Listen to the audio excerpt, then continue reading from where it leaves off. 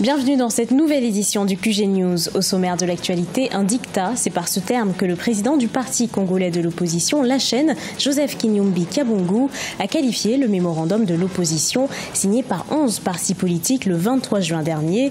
Il estime que l'intérêt du peuple est bafoué au profit d'arrangements politiciens. Au Gabon, réduction de l'effectif du personnel de la présidence de 40%. Cette décision a été prise par le président gabonais Ali Bongo Ondimba à l'issue du Conseil des ministres du 29 juin. Et puis au Burkina Faso, le livre du journaliste Serge Oulon, le général Gilbert Diendéré parle, est un succès. L'œuvre de 183 pages rassemble nombre d'anecdotes sur la vie de cet officier supérieur sous l'ère du président Blaise Compaoré. Mais tout d'abord, la situation dans le Kasaï en République démocratique du Congo préoccupe les experts des Nations Unies. Le Conseil des droits de l'homme de l'ONU s'est réuni mardi 3 juillet à Genève pour examiner les crimes commis lors du cycle de violence et de répression entre 2016 et 2017. Selon le haut-commissaire des Nations Unies aux droits de l'homme, les enquêteurs internationaux se sont dit choqués par l'ampleur et la brutalité des crimes commis par tous les acteurs de la crise au Kasaï. Certains peuvent être qualifiés de crimes de guerre et de crimes contre l'humanité. Au Congo, le président du parti de l'opposition La Chaîne, Joseph Kinyumbi Kabongo, a désapprouvé le mémorandum de l'opposition signé par 11 partis politiques le 23 juin dernier. Il y voit un acte qui va au détriment du peuple. Reportage de notre correspondant de Vapanzou.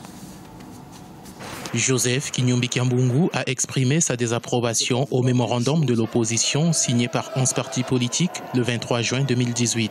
Le leader du parti d'opposition La Chaîne dénonce la conclusion d'un pacte républicain entre l'opposition parlementaire et la majorité présidentielle pour qui elle est censée être un contre-pouvoir. L'opposition doit être un contre-pouvoir afin d'assurer l'alternance politique.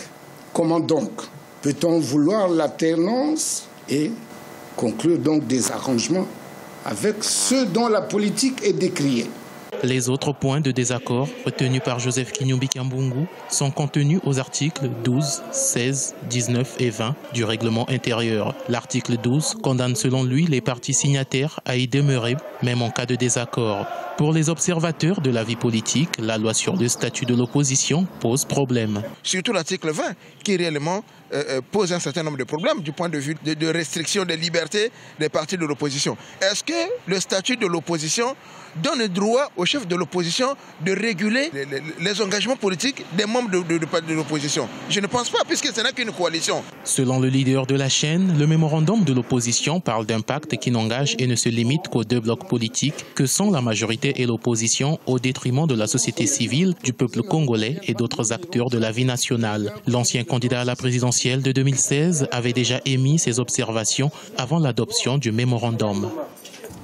Au Gabon, comme annoncé depuis le 21 juin 2018, le gouvernement a entériné à l'issue du Conseil des ministres le 29 juin une série de mesures visant à réduire le train de vie de l'État, réduction du personnel à la présidence et dans les ministères, restrictions pour les voyages en classe d'affaires sont quelques-unes de ces mesures. Plus de détails dans cet élément de Corinne Kamseux.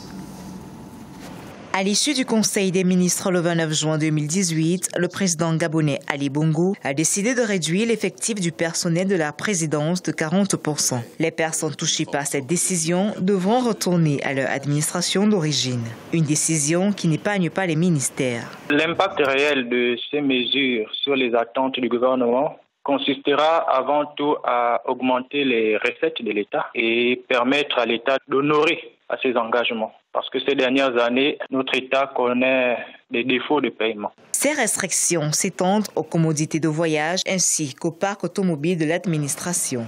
Par ailleurs, à compter de fin juillet, certaines catégories salariales pourraient subir des réductions de l'ordre de 5 à 15%. L'objectif étant d'avoir une masse salariale annuelle de 500 milliards de francs CFA. En 2017, elle était estimée à 720 milliards de francs CFA. Ces mesures seront difficilement acceptées, d'autant plus que pour de nombreuses personnes, ces mesures ne sont que la conséquence de la malgouvernance. Annoncées le 21 juin 2018, ces mesures rentrent dans une politique globale de réduction du train de vie de l'État préconisée par le Fonds monétaire international. Depuis 2015, le Gabon fait face à une crise économique due, entre autres, à la baisse des cours du pétrole à l'international.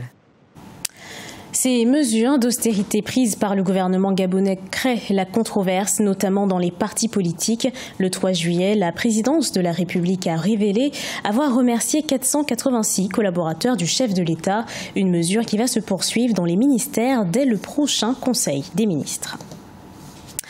Le général Gilbert Diendéré parle, les confessions d'un officier supérieur. Le livre du journaliste burkinabé Serge Atiana Oulon regorge d'anecdotes sur celui que l'on qualifie de boîte noire du régime de Blaise Compaoré. 4 mois après sa sortie, l'œuvre est déjà un succès. Reportage de notre correspondant Jean-Paul Ouedraogo. Le général Gilbert Diendéré parle est un ouvrage du journaliste écrivain burkinabé Serge Oulon. Une œuvre de 183 pages, subdivisée en 12 chapitres et qui, selon son auteur, s'engage au service d'une cause à la fois critique, objective et juste sur la vie du général Diendéré, aujourd'hui incarcéré dans le cadre de plusieurs dossiers, dont celui du coup d'État manqué de septembre 2015. C'est juste la continuation en fait de mon métier de journaliste. Je pense qu'on dit généralement que les passerelles ne sont pas aussi grandes entre le métier de journaliste et d'écrivain. Donc j'ai fait le saut et voilà, j'ai pu faire cette production. Le deuxième élément aussi, c'est de construire, en fait, ce sont des repères pour l'histoire du Burkina, pour l'histoire de l'Afrique, voilà, pour permettre de savoir un peu qu'est-ce qu'il a fait aux côtés de Blaise Compaoré.